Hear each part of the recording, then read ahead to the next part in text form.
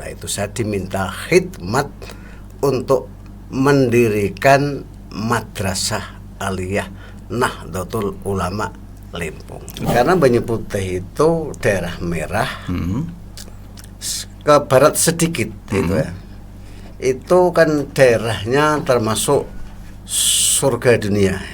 Mohon agar zakat itu di kampung-kampung itu bisa mendukung untuk menutup kekurangan defisit akhirnya pada waktu itu akhirnya saya dengan teman-teman guru guru-guru bagaimana kalau kita mendirikan SMK. Pak, saya pengen tanya kenapa kok di jenengan begitu getolnya, begitu konsennya di bidang pendidikan itu?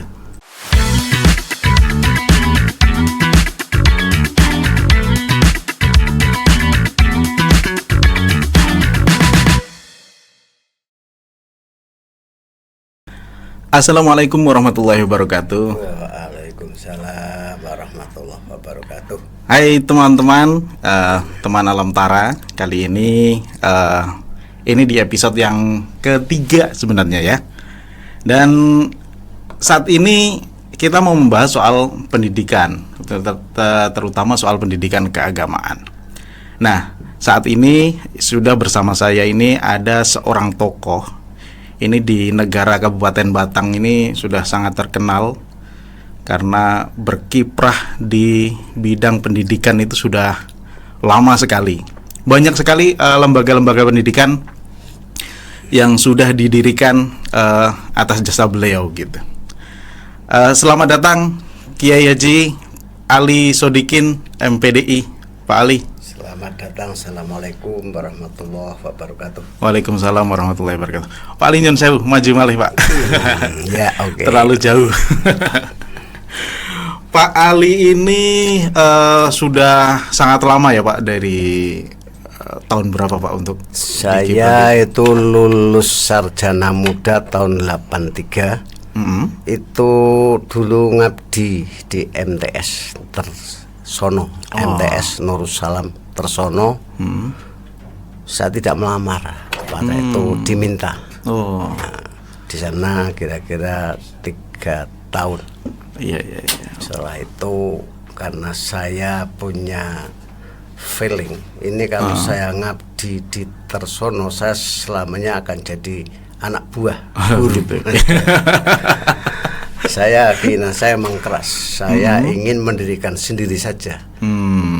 Kalau mendirikan sendiri kan berarti saya sebagai manajer itu bisa ngatur lah. Akhirnya saya kuliah lagi S1-nya di Wahid Hasyim. Kemudian saya dengan para kiai di Limpung pada waktu itu, kiainya Rois Suriahnya yaitu Bapak Kiai Haji Sair. Nah itu saya diminta khidmat untuk mendirikan Madrasah Aliyah Nahdlatul Ulama Limpung. Di situ Mas pada waktu itu. Oh iya. Tahun 1985. 1985 Pak ya. Iya. Ini teman-teman milenial ini masih di mana ini? Masih di Lombok mungkin.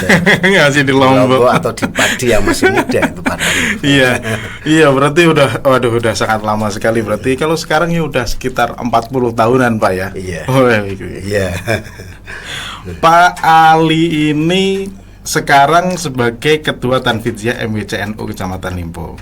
Iya. Terus juga pernah menjadi Ketua LP Ma'arif PCNU Kabupaten Batang. Betul. Tahun 2024 ya Pak? 24 yang terakhir mulai tahun 2019 sampai 2024 ya.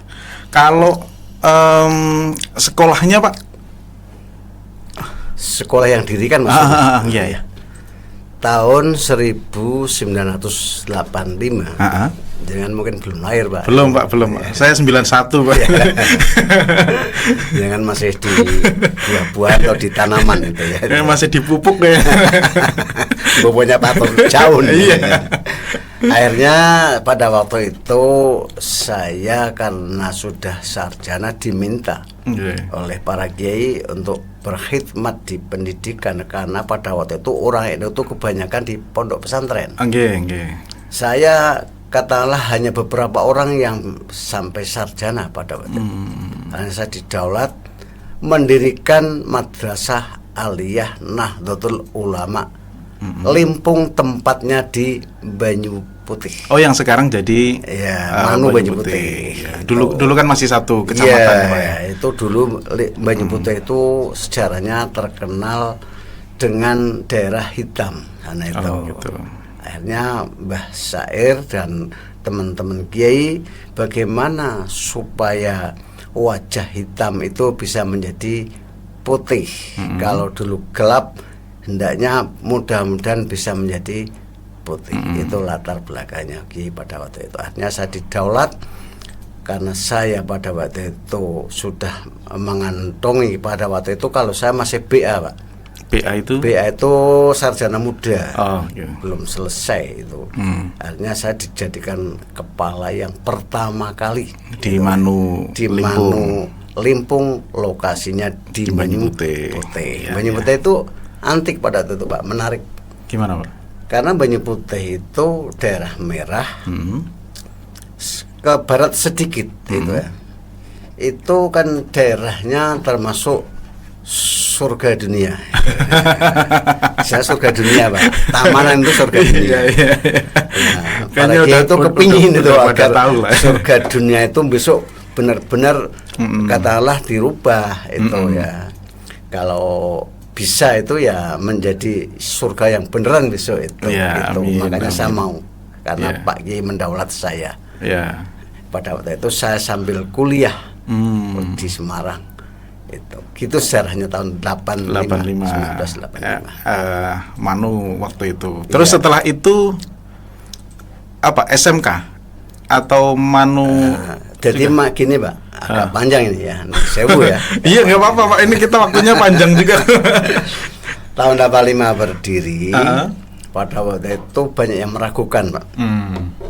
Ini kira-kira Manu Limpung di Banyu Putih apa bisa jalan? Karena pada waktu itu kebanyakan itu kan dari pesantren itu yang katakanlah yang di depan itu pengurusnya itu. Paling tertinggi itu pada waktu itu gelarnya itu BA, Pak. Pada itu BA itu sekelas camat aja BA pada waktu itu. Saya kan BA, akhirnya ditarik oleh para kiai, saya mau. Sampai pada waktu itu di Limpung, karena di Banyu Putih itu tempatnya tidak muat.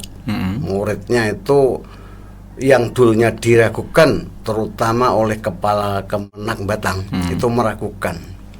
Bahkan saya pernah didatangi disuruh membubarkan. Ini kan menarik, Pak. Disuruh membubarkan aja nggak, karena di sekelilingnya itu banyak madrasah-madrasah yang didirikan oleh para pejabat-pejabat. Contoh di Subah itu ada Madrasah Aliyah Islamic Center namanya itu pada waktu. Kemudian di Bawang pada waktu itu ada Madrasah Aliyah Sunan Kalijaga. Kemudian di yang lain itu di Batang juga ada Manu. Tapi Banyu Putih itu paling diragukan oleh para pejabat. Akhirnya saya dengan teman-teman itu anggap saja itu sebagai motivasi ya, itu disuruh membubarkan saja. Itu susah pada waktu itu, Pak. Saya itu pada waktu satu-satunya guru yang punya sepeda motor. Yang itu ya biasa merangkang itu, Pak. Ya, 85, Pak ya. 85 itu kan wong Honda wis top itu. Akhirnya saya pada waktu itu Honda saya pada waktu itu saya gunakan untuk menggali dana, mencari donatur. Donaturnya pada waktu itu yaitu yang pertama guru-guru UGA. Guru UGA itu kan guru yang diangkat karena proses katakanlah akademiknya itu tidak memenuhi syarat.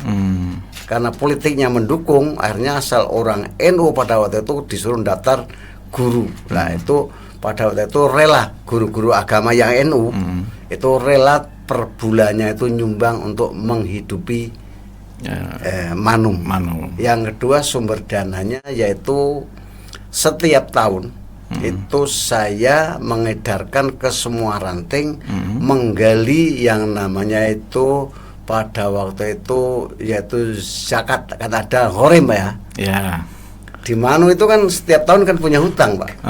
Akhirnya saya minta kepada Mbah Rois pada Mbah Sair mohon agar zakat itu di kampung-kampung itu bisa mendukung untuk menutup kekurangan defisit Manu. Akhirnya saya jadi sumber dananya itu dua, yang satu uga, yang dua yaitu dari gharim peranting sekecamatan Limpung. Pada waktu itu Limpung dengan Banyu Putih masih satu. Ya, jadi itu. masih banyak banget itu kan ini. Iya. 22 desa. Oh iya. Itu. Terus kemudian bisa merambah ke sekolah-sekolah yang lain, gimana ceritanya? Iya. Karena pada waktu itu yang diragukan oleh para pejabat terutama di lingkungan Kemenak, saya menjadi semangat. Akhirnya justru yang lain itu mati Pak. Subah yang dulunya itu kan Islamic Center itu kan itu kan milik pemerintah itu ya, pejabat-pejabat pemerintah itu ya, yang Golkar betul ya. Kalau saya memang pada waktu itu dari keluarga saya itu memang tidak tertarik usah jadi pegawai negeri itu kan. Saya itu kamu kuliah ya sudah, setelah itu mandiri saja lah. Pada waktu itu muridnya tuh grafiknya naik terus akhirnya pada waktu itu tahun kira-kira 1999 itu muridnya membludak sampai 900 Pak. Oh 900. Maka dari Banyu Putih itu saya buka kampus 2 namanya di Limpung. Manu kampus 2. Muridnya itu bawang itu keruk ke Limpung semua. Madrasah Aliyah bawang itu pada waktu itu tidak begitu laku karena kan tidak bisa promosi pada waktu itu. Kalau saya kan bisa promosi. Bawang itu kalau orang kaya-kaya nggak mau sekolah di masukkan, tetap ke Limpung gitu. Lah karena jumlah muridnya itu sudah banyak, akhirnya saya dan teman-teman punya inisiatif. Ini kok kelihatannya kalau aliyah saja ini kita sempit. Maka dari itu ada kebijakan pemerintah pada waktu itu yaitu SMK. Nah, ini kan STM Pak. STM ya. SMK itu pada waktu itu dipromosikan langsung kerja. Oh iya. Itu sebagai dulu kan memang dibikin sebagai jembatan agar lulus SMK bisa langsung kerja. Itu kan pada waktu itu menarik Pak ya. Iya benar. Pada waktu itu akhirnya saya dengan teman-teman guru, bagaimana kalau kita mendirikan SMK? Karena kalau Manu saja begini, ini nanti kebijakan pemerintah kita tidak bisa merespon.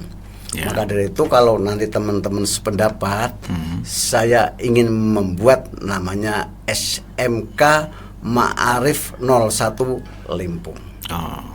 Pada waktu itu sekolahnya sama dengan di gedung NU MBC Limpung Pak. Jadi kampus satunya di Banyu Putih, kampus 2-nya di Limpung. Pada waktu itu yang di Limpung itu yang aliyahnya ada 2 kelas. Kemudian mulai tahun 2007 kalau tidak salah, 2007 itu saya dan teman-teman mendirikan SMK Ma'arif 01 Limpung. Gurunya sama. Gurunya Manu ya gurunya SMK. Sama-sama di kampus 2 Pak ya? Iya, di kampus 2 kedua itu ada 2 sekolahan, yang satu Manu kampus 2, yang satu berarti SMK. Modalnya hanya pada waktu itu ya entah berapa muridnya itu. Pertama itu paling 14 atau berapa itu. Tapi bertahan. SMK karena pemerintah itu memang mendukung pada waktu itu, yaitu kan slogannya SMK bisa Pak. Entah bisanya bisa apa saya tidak tahu. Nah dari situ maka mengembang lahir anak yang pertama MK Ma'arif 01 Limpung tahun 2007 kalau saya lihat di SK dari dinasnya itu tahun 2007. Kalau aslinya berdirinya tahun 2005 kalau tidak salah. Tapi SK-nya izinnya itu tahun 2007. Gitu, Pak. Iya. Wah, ini berarti perjuangannya kan memang berdarah-darah ini, Pak. Betul. Demi pendidikan yang ada di Limpung dan sekitarnya itu. SMK yang sekarang, tapi SMK-nya sekarang udah sekarang melihat luar biasa nih, Pak. Muridnya sekitar 1.500-an lebih. Dan itu udah merambah ke dan mana-mana ini belum katakanlah tahun ajaran baru belum datang, yang daftar aja ini sudah ngantri. ada 400-an. Ini luar biasa SMK Amal. Saya kemarin lewat di depannya, Pak, ini tempat seleksi. Wah, ini kalau udah ada seleksi berarti ini udah nolak ini. Biasanya begitu. Iya. Terus banyak lagi, Pak, apa namanya, MANU, SMK juga ada 2 kalau nggak salah ya, Pak, yang Banyu Putih juga. Nah, SMK Limpung itu kan kalau dulu namanya yaitu prodi kalau dulu. Sekarang saya tidak tahu karena saya sudah tidak menjadi kepala. Yang dibuka pertama kan Limpung yaitu jurusan pemasaran. Oh, justru pemasaran. Ada yang minat, Pak? Ada pada waktu itu, ada sampai sekarang masih. Oh iya. Kemudian di sana juga ada otomotif. Di Limpung TSM, teknik sepeda motor. Kemudian yaitu ada lagi sekarang ada multimedia. Ini yang paling banyak peminatnya multimedia, Pak. Masih ada satu lagi saya lupa karena saya sudah nggak terlalu berkecimpung di SMK. Iya, karena anak-anak muda ini sekarang, apalagi anak-anak milenial Gen Z itu kan untuk memanfaatkan sosial media, untuk memanfaatkan digitalisasi itu lebih seneng, mungkin yang paling relevan ya IT, multimedia gitu. Dan saya baru tahu ini kalau ternyata yang dibuka pertama adalah pemasaran. Kalau biasanya kan banyak sekali sekolah yang buka pertama adalah otomotif gitu. Itu baru regutuk gitu. Tapi kalau pemasaran ini out of the box pada waktu itu, saya kira orang marketable. Nggak marketable. Dan juga kalau dibilang pada waktu 2007 kan juga belum begitu familiar karena sosial media, internet dan lain-lain gitu. Masih manual kalau promosi pada waktu itu. Masangin spanduk. Gitu. Sekarang kan enggak perlu itu. Nggak perlu, sekarang tinggal bikin sosial media aja udah di push gitu udah mulai ini, Pak. Pak, saya pengen tanya, kenapa kok di jenengan begitu getolnya, begitu konsennya di bidang pendidikan itu? Iya. Yang pertama itu kalau saya sebenarnya kuliah pertama D3-nya itu Fakultas Syariah. Syariah. Oh, justru syariah kan hukum. Ya, hukum Islam itu ya. Tapi S1-nya kita D3 yang Fakultas Syariah itu ya. D3-nya itu mulai ngambil S1. Kemudian jurusan pendidikan agama Islam. Kemudian S2-nya saya juga mengambil PAI, pendidikan agama Islam. Nah, dari situ saya sudah dipeseni oleh orang tua pada waktu itu, besok kalau berkuliah usah daftar pegawai negeri, ben pegawai negeri nguliani gitu. Bahkan kalau perlu sampean menciptakan pekerjaan sendiri biar nanti orang-orang yang sudah kuliah itu pulang tidak bingung itu, Pak. Itu kira-kira gitu. Makanya saya di dunia pendidikan karena pada itu kelemahan di NU itu pendidikan formal, Pak. Kalau pesantren dulu sudah ramai. Katakanlah orang kaya-kaya itu rata-rata mesti mondok. Kalau nggak salah itu kalau orang kaya itu di Lasem, Lerboyo, di Semarang itu ya. Nah, yang pendidikan formal itu kan saya yang ngawali. Orang kuliah itu jarang pada waktu itu, Pak. Satu kecamatan Limpung itu wong kuliah itu wangele saporilah. Saya getol di situ karena tertarik. Memang kekurangan NU adalah pendidikan formal. Kalau orang pada waktu di pesantren banyak. Dan ternyata betul bahwa di dunia pendidikan formal itu manakala biasanya kebutuhan pemerintah itu kan yang dibutuhkan biasanya legalitasnya, Pak, bukan apa namanya kualitas yang sebenarnya. Mbok pinter boho ya. Kalau memang tidak punya legalitas ijazah, biasanya pemerintah tidak mau menerima. Contoh ini ya, yang belum lama ini terjadi itu. Mau di tingkat kampung aja biasanya kan ada rekrutmen lebih. Nah, padahal saya yakin dari jebolan pesantren itu akan lebih menguasai ilmunya. Tapi kelemahannya tidak punya ijazah yang formal. Makanya pada waktu itu banyak orang-orang yang jebolan pondok pesantren mencari kesetaraan karena ingin daftar lebih.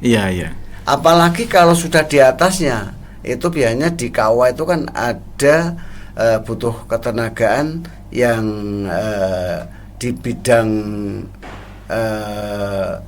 pendidikan non formal itu kan ada, Pak, di itu ya. Apa ya?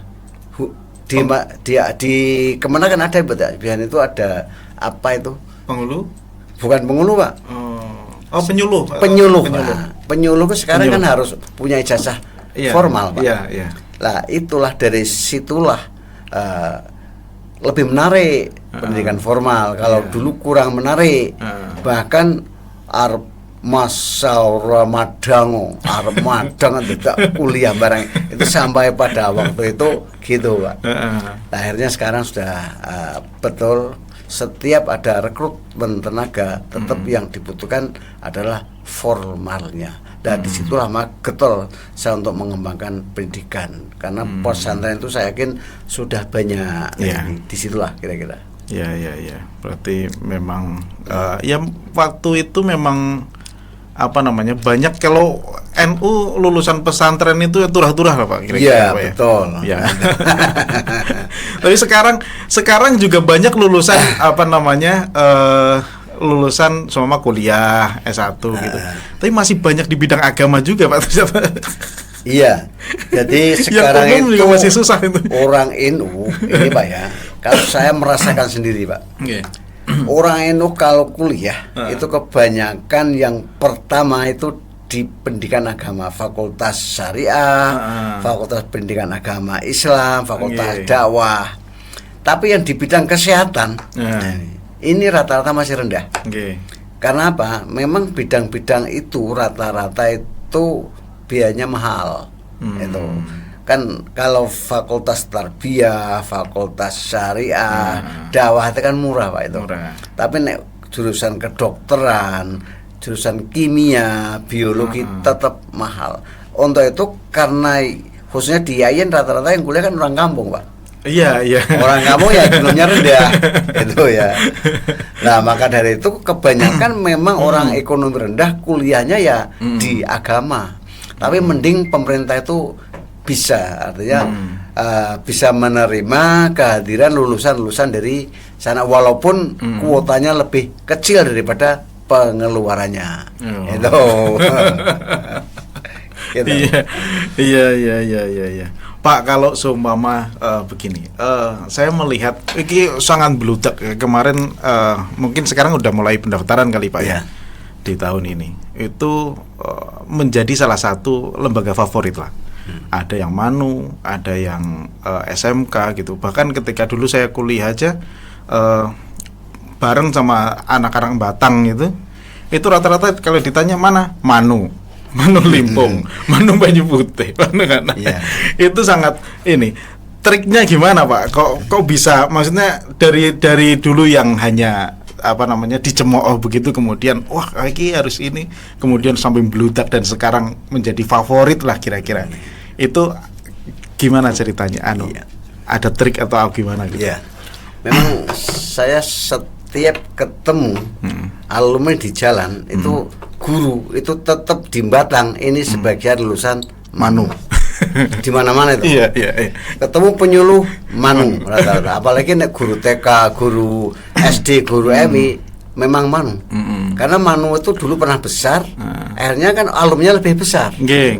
Dan memang dari Manunya sendiri menganjurkan kalau SMK itu kerja, kalau Manu atau MA atau SMA itu adalah harus melanjutkan.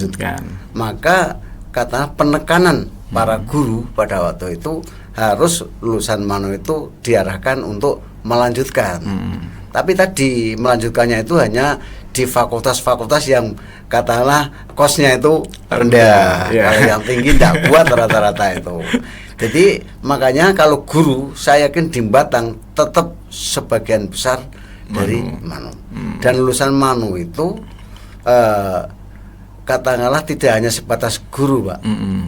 Kalau saya lihat itu di dunia militer atau dunia polisi juga banyak. Karena pada waktu itu katakanlah semua guru memang menganjurkan untuk tidak berhenti, itu harus melanjutkan. Maka dari itu biasanya ketika saya pernah ini kejadian, Pak ya, saya itu pernah di BRI Batang. Di situ ada salah satu petugas keamanan dari polisi. Saya dikawal terus, Pak. Saya kan takut lagi polisi kok curiga sama saya.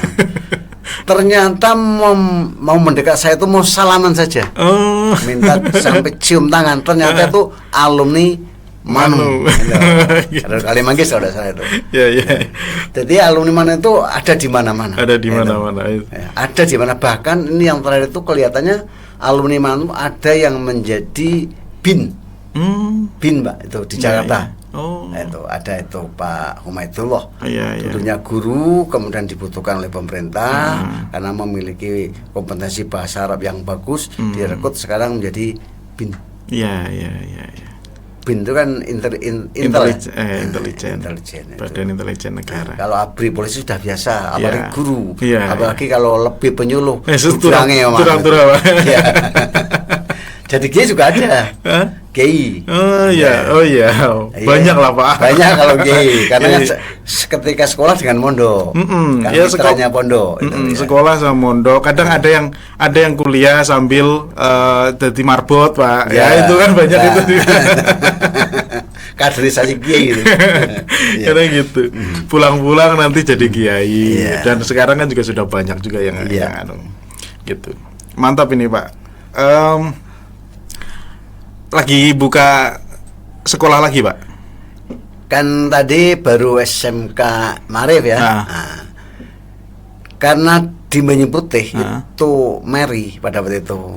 Limpung sudah ada SMK, Banyu Putih belum ada SMK gitu. Lah saya ini maaf kalau nanti saya berbicara tentang pendirian. Pendirian itu sebenarnya bukan saya tapi tim, Mbak. Hanya saya itu inisiator. Inisiator kan yang punya gagasan. Dan itu yang paling penting, Pak. Iya, betul. Kalau nggak ada yang menginisiasi nggak jadi-jadi. Pada waktu itu gini, Pak, di Banyu Putih itu karena guru-gurunya kepingin punya SMK yang sama dengan Limpung, karena Banyu Putih sudah merupakan kecamatan sendiri. Kalau dulunya kan gabung, gitu ya.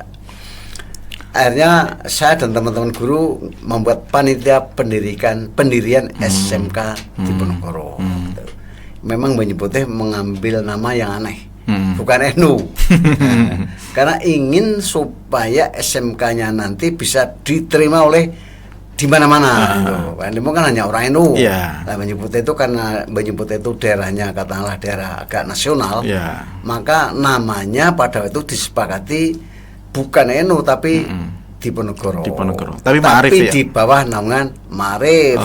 Izinnya pengajuannya juga menggunakan Badan Hukum Marif itu. Jadi pada kalau tidak salah di SK-nya itu tahun 2014. Itu lahir SMK Diponegoro dengan prodi yang pertama yaitu jurusannya yaitu TKJ. Teknik komputer jaringan. Komputer dan jaringan. Itu pada waktu itu kan katakanlah komputer itu masih menjadi kebanggaan orang. Masih jadi kebanggaan orang. Nah, pada itu sudah memberanikan diri yaitu TKJ itu. Nah, pada waktu itu saya juga karena pada waktu saya kepala Manu. Akhirnya saya melengkapi fasilitasnya. Kalau TKJ kita harus katakanlah komplit fasilitasnya. Ya, komputer Ruangan saya enggak mau ruangan biasa, AC pada waktu itu. Oh, sudah AC? Langsung AC. Wah, pertama terima itu saya AC. Di Batangan tuh maaf, belum ada. Sekolah ber-AC itu belum ada. Saya sudah berani memberikan diri bahwa sekolah SMK Diponegoro ber-AC. Dulu yang ada itu di Semarang Dian Nuswantoro, Pak. Oh iya. Setahu saya itu. Kampus aja belum. Kampus itu baru Udinus saja. Nah, itu peminatnya banyak ternyata TKJ itu. Mahal tuh, Pak. Ya itu harus tak buat agak mahal. Jadi saya ingin membuat sekolahan yang menerima teri-teri. Nah, teri tahu ya, gereh teri ya. Iya. Gereh teri kan kecil, harganya murah. Saya kepinginnya sekolahan yang menerima kakap-kakap, Pak. Oh, gitu. Kakap itu kan besar dan mahal, lebih enak. Lah itu kakap-kakapnya itu saya tabung di TKJ, maksud saya gitu pada waktu itu. Sehingga pada waktu itu yang kalau tidak punya duit tidak berani masuk di TKJ pada waktu itu. Kalau nggak punya duit biasa-biasa masuk aja di Manung. Itu bahkan yang nggak punya duit saja bisa sekolah di Manung, bisa gratis. Sosial di sana kan ada. Tapi kalau di SMK Diponegoro tidak mengenal gratisan karena memang harus kakap itu. Berarti memang mengambil pasar yang berbeda. Iya, segmennya beda. Tapi memang kalau semama kesini memang kebanyakan sekolah mahal ini malah menjadi primadona, Pak. Betul, Pak. Jadi sekolah sekarang itu kalau semakin dimurahkan, semakin recehan. Semakin recehan, tapi kan itu harus diopeni, Pak. NU itu misinya kan tidak hanya ngopeni yang besar-besar. Yang katakanlah yang receh-receh tetap diopeni, biar di itu manu apa-apa. Nah, kemudian kalau yang kira-kira orang kaya kan biasanya itu inginnya sekolah yang gedungnya bagus, bonafit lah. Ya, bonafit, lulusannya bagus itu. Lah itu saya sediakan di SMK Diponegoro. Oh, gitu. Pada waktu itu. Gitu. Berarti memang sudah plotnya sudah berbeda-beda ini, Pak. Segmennya beda-beda. Segmennya berbeda-beda. Nah, di kota-kota memang saya lihat itu sekolah, kalau di sekolah yang katakanlah murahan itu gengsi. Nah, di Limpung seharusnya atau di Rambatang seharusnya harus bisa merubah paradigma itu, mengambil kesempatan peluang itu. Di Batang kan sekolah biasa-biasa aja, Pak, itu sebenarnya. Iya. Belum ada sekolah seperti di Semarang kan ada ya Tunasima, Al-Azhar. Gitu. Itu yang berani masuk di sana mesti orang yang kata DF semua. Kenapa Pak Kok Batang nggak? Apa memang nggak ada yang berani? Apa memang pasarnya nggak ada atau gimana? Menurut saya gini ya, memang mendirikan sekolahan yang katakanlah kelas elit. Itu harus dimulai dari gedungnya pertama, Pak. Kan ada di lembaga pendidikan itu ada ketika akreditasi itu ada semacam indikator yang harus dipenuhi. Pertama gedung, standar gedung atau kemudian standar ketenagaan. Jadi kalau ingin katakanlah merekrut orang-orang yang kaya, itu harus berani gedungnya bagus dulu. Ya. Fasilitasnya komplit. Itu. Kemudian tenaganya juga jangan ecek-ecek. Kalau di Alia kan balang SPDI itu, kalau di itu kan tidak, Pak. Itu katakanlah ya paling tidak biasanya kalau di tenaga IT komputer itu kan tidak perlu mencari guru, Pak, karena sudah rata-rata di dunia perusahaan itu sudah banyak ngelirik gitu. Nah, itu harus katakanlah berani bayar mahal. Maka dari itu kalau sekolah yang kira-kira dibuat murahan itu ya katakanlah biasanya ya susah untuk mencari murid. Lah di Batang itu tidak ada, belum ada yang berani investasi mendirikan sekolah yang favorit atau katakanlah sekolah sekelas Nasima. Lain di Semarang. Nah, Semarang itu kan Pak Agus itu orang kaya mendirikan sekolah Nasima, sekolahnya namanya Gedung Merah Putih. Di situ katakanlah fasilitas dikumpliti. Yang sekolah itu bukan hanya orang Jawa, seluruh Indonesia, Pak. Di sana itu saya lihat karena saya pernah studi banding di sana. Itu kan dulu menjadi ketua Ma'arif Jawa Tengah, bagus itu.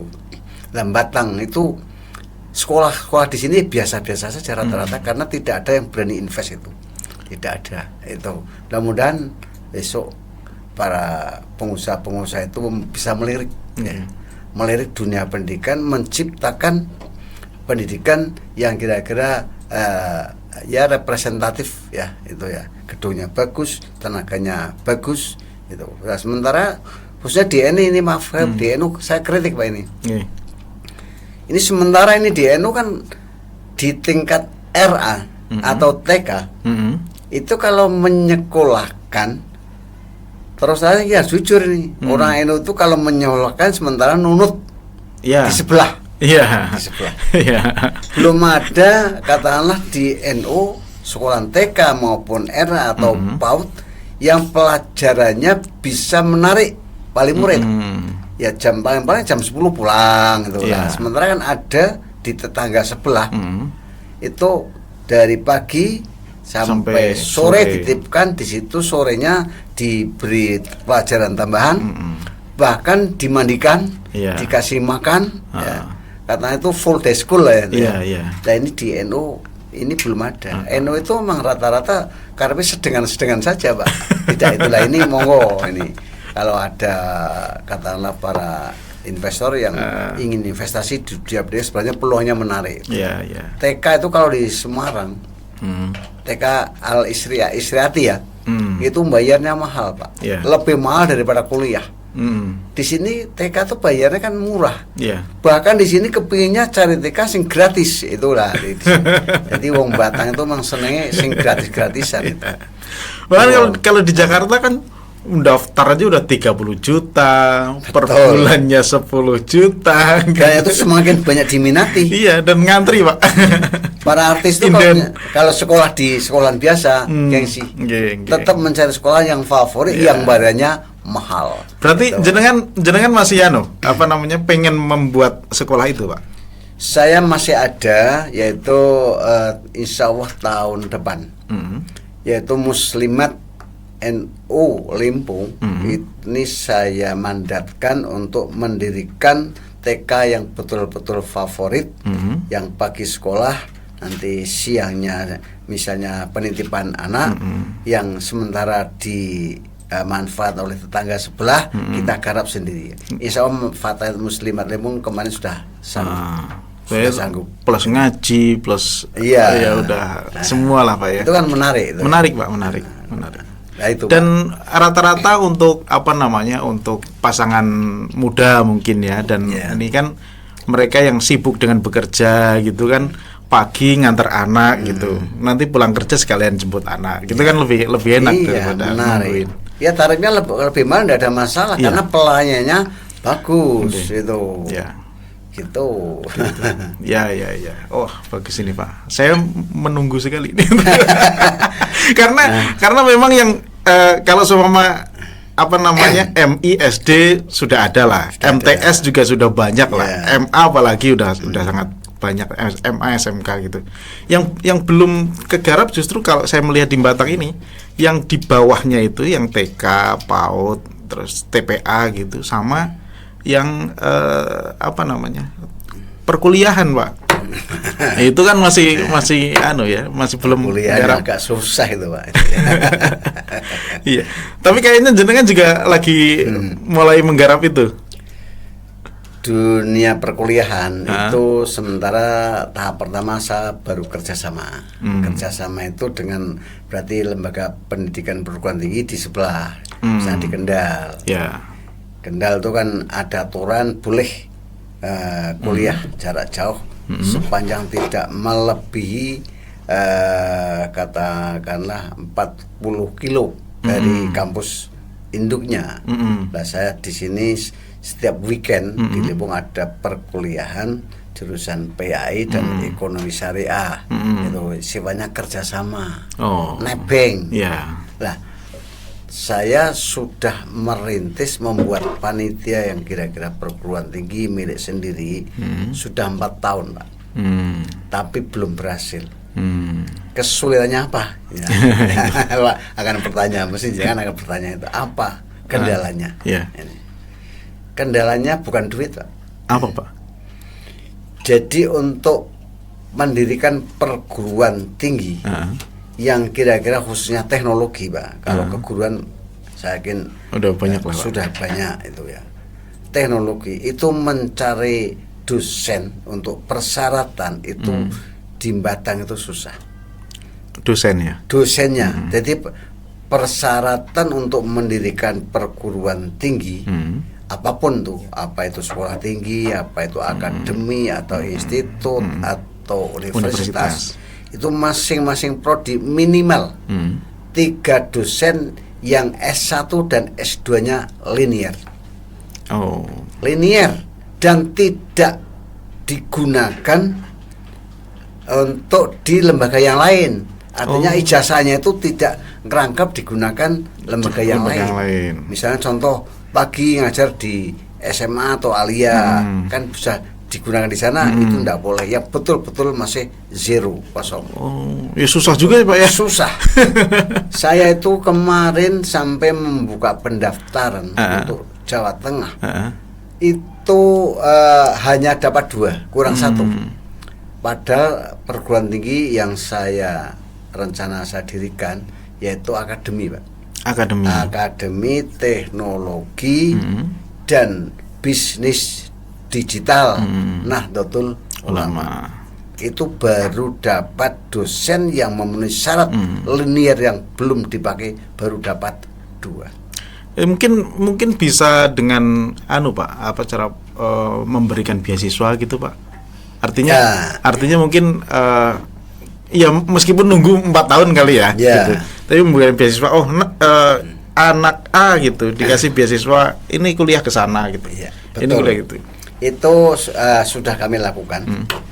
Kemarin saya menjadi salah satu pengurus SMK Ma'arif NU 01 Lembong, Pak. Kemarin saya sudah mengkuliahkan di Udinus S2. Itu sampai sekarang belum lulus S2-nya, Pak. Karena kesibukan di sekolahnya. Nah, mungkin nanti ada masukan kemarin seperti jenengan.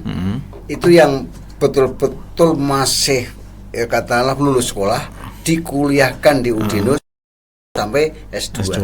Ini belum saya lakukan. Kemarin saya menugaskan 6 orang yang lulus baru 1. Itu aja tidak linear, Pak.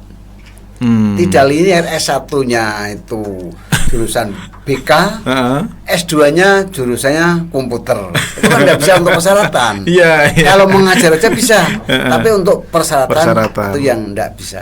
Itu susahnya, kendalanya mendirikan perguruan tinggi. Kalau sekedar PAI bisa, misalnya sekolah tinggi Islam Batang itu gampang itu. Tapi kan itu pasarnya tidak terlalu menarik, Pak, sebenarnya. Yang menarik kan teknologi. Karena kita itu berdekatan dengan kawasan KITB. Nah, itu yang kira-kira nanti rencana saya begitu masih kuliah sudah kerja di sana rencana saya. Oh gitu. Itu yang susahnya mencari dosennya. Nah, itu tidak ada masalah. Ini menyambungkan juga ini, Pak, menarik juga ini, menyambungkan pendidikan yang ada di Batang kemudian bisa terserap di dunia kerja lah, apalagi yang sangat ini berdampingan kan kita ini berdampingan sama kawasan industri terpadu Batang yang menjadi yang sekarang lagi jadi primadona lah kira-kira gitu. Nah, itu kan butuh skill-skill, Pak.